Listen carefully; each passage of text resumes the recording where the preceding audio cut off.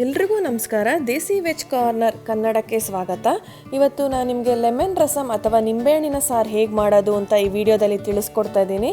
ಇದು ಚಳಿಗಾಲ ಹಾಗೂ ಮಳೆಗಾಲಕ್ಕೆ ಒಂದು ಒಳ್ಳೆಯ ಮನೆ ಮದ್ದು ಅಂತಲೇ ಹೇಳ್ಬೋದು. ಇದು ತುಂಬಾ ಸುಲಭ ಮಾಡೋಕ್ಕೆ. ನೀವು ನನ್ನ ಚಾನಲ್ಗೆ ಫಸ್ಟ್ ಟೈಮ್ ವಿಸಿಟ್ ಮಾಡ್ತಾ ಇದ್ದೀರಾ, ಹಾಗೆ ಇನ್ನೂ ಸಬ್ಸ್ಕ್ರೈಬ್ ಮಾಡ್ಕೊಂಡಿಲ್ಲ ಅಂದರೆ ದಯವಿಟ್ಟು ಇವತ್ತೇ ಸಬ್ಸ್ಕ್ರೈಬ್ ಬಟನ್ನ ಪ್ರೆಸ್ ಮಾಡಿ, ಹಾಗೆ ಪಕ್ಕದಲ್ಲಿರೋ ಬೆಲ್ ಐಕಾನ್ನ ಕೂಡ ಕ್ಲಿಕ್ ಮಾಡಿ. ಇದನ್ನು ಮಾಡೋದು ನಮಗೆ 15 ನಿಮಿಷ ಟೈಮ್ ಬೇಕು. ಹಾಗೆ ಇದನ್ನು 3 ರಿಂದ 4 ಜನಕ್ಕೆ ಆಗೋಷ್ಟು ನಾನು ತೋರಿಸ್ತಾ ಇದ್ದೀನಿ. ಹಾಗೆ ಮೀಡಿಯಮ್ ಸ್ಪೈಸಸ್ನ ಹಾಕಿ ತೋರಿಸ್ತಾ ಇದ್ದೀನಿ. ಬನ್ನಿ ಹೇಗೆ ಮಾಡೋದು ಸಾರು ಅಂತ ನೋಡೋಣ.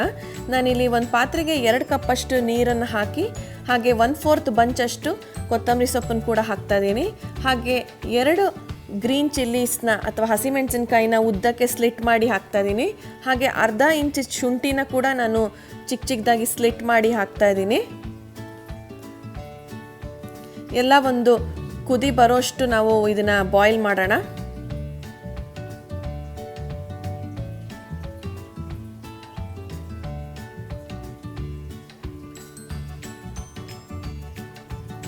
ಚೆನ್ನಾಗಿ ಕುದೀತಾ ಇದೆ ಸಾರೀಗ.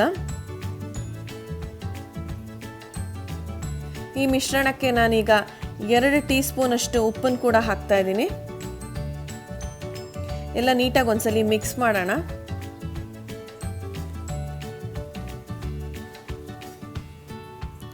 ಹಾಗೆ ನಾನು ಇದಕ್ಕೆ 2 ಟೇಬಲ್ ಸ್ಪೂನ್ ಅಷ್ಟು ಬೆಂದಿರೋ ತೊಗರಿಬೇಳೆ ಮಿಶ್ರಣ ಕೂಡ ಹಾಕ್ತಾ ಇದ್ದೀನಿ.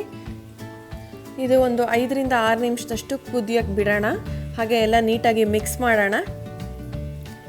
ಮನೇಲಿ ಯಾರಿಗಾದ್ರೂ ಹುಷಾರಿಲ್ಲ, ಕೆಮ್ಮು ಅಥವಾ ಕೋಲ್ಡ್ ಆಗಿದೆ ಅಂದರೆ ಈ ರಸಮ್ನ ಮಾಡ್ಕೊಂಡು ತಿನ್ಬೋದು.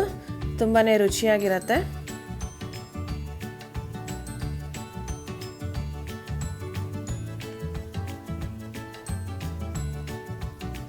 ಚೆನ್ನಾಗಿ ಕುದಿ ಬರ್ತಾ ಇದೆ ಸಾರು.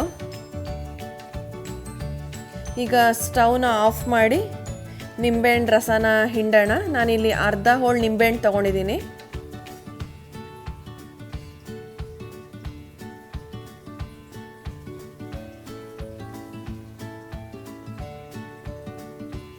ಎಲ್ಲ ನೀಟಾಗಿ ಒಂದ್ಸಲಿ ಮಿಕ್ಸ್ ಮಾಡಿಬಿಡ್ತೀನಿ.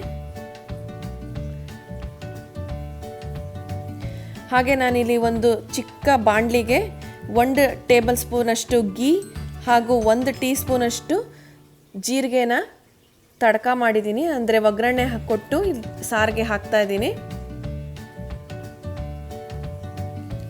ಈಗ ರುಚಿಕರವಾದ ಹಾಗೂ ಆರೋಗ್ಯಕರವಾದ ನಿಂಬೆಹಣ್ಣಿನ ರಸಮ್ ಅಥವಾ ಲೆಮನ್ ರಸಮ್ ಸವಿಯಲು ಸಿದ್ಧ ಇದೆ. ಇದನ್ನು ನೀವು ಅನ್ನದ ಜೊತೆ ಆದರೂ ತಿನ್ಬೋದು ಅಥವಾ ಹಾಗೆ ಕೂಡ ಕುಡಿಬೋದು, ಹೇಗಾದರೂ ತೊಗೋಬೋದು. ತುಂಬಾ ರುಚಿಯಾಗಿರುತ್ತೆ. ನಾನು ಈ ಮಾಡಿರೋ ರೆಸಿಪಿ ನಿಮಗೆ ಇಷ್ಟ ಆಗಿದೆ ಅಂತ ಭಾವಿಸ್ತೀನಿ. ಇಷ್ಟ ಆಗಿದ್ದಲ್ಲಿ ದಯವಿಟ್ಟು ನಿಮ್ಮ ಅನಿಸಿಕೆ ಅಭಿಪ್ರಾಯನ ನನಗೆ ಕಮೆಂಟ್ಸ್ ಮೂಲಕ ತಿಳಿಸ್ಕೊಡಿ. ಹಾಗೆ ಲೈಕ್ ಆ್ಯಂಡ್ ಶೇರ್ ಕೂಡ ಮಾಡಿ. ಮತ್ತೊಂದು ವಿಡಿಯೋ ರೆಸಿಪಿ ಜೊತೆ ನಾನು ನಿಮ್ಮನ್ನ ಭೇಟಿ ಆಗ್ತೀನಿ. ಅಲ್ಲಿವರೆಗೂ ಎಲ್ರಿಗೂ ನಮಸ್ಕಾರ.